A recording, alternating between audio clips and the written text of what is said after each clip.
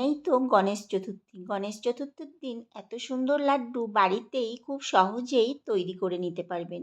সেই রেসিপি আজকে করে দেখাবো। নমস্কার বন্ধুরা, কিচেন অপশনটাই চ্যানেলে আপনাদের স্বাগত। আজকে এই রেসিপি গণেশ চতুর্থী স্পেশাল লাড্ডু। আমি এখানে একটা বড় বাটি নিয়ে নিয়েছি। এর মধ্যে দিয়ে দেব ওই 2 কাপ মতো বেসন।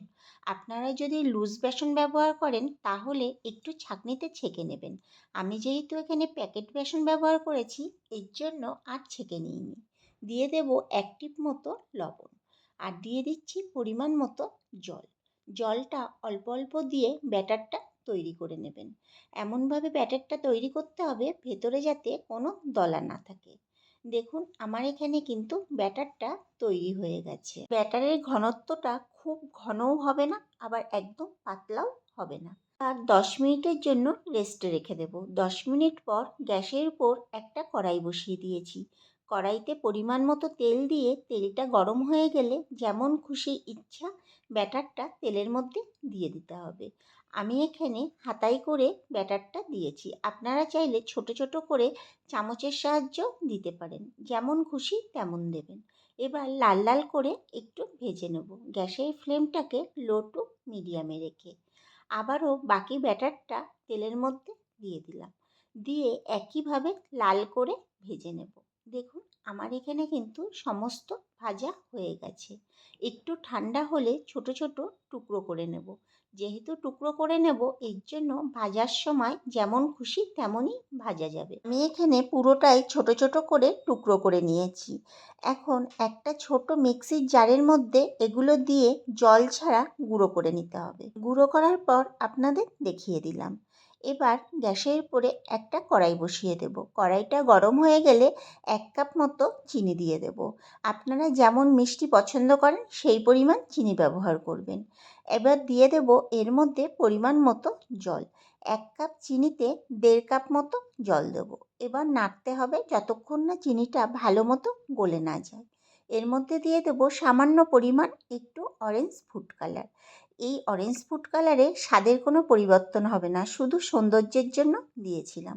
আপনারা চাইলে নাও দিতে পারেন। এবার বেসনের পুরটাকে দিয়ে বেশ ভালো করে নাড়তে হবে যতক্ষণ না একটা আঠালো ভাব না আসে। গ্যাসের ফ্লেমটাকে এই সময় লো টু মিডিয়ামে রাখতে হবে।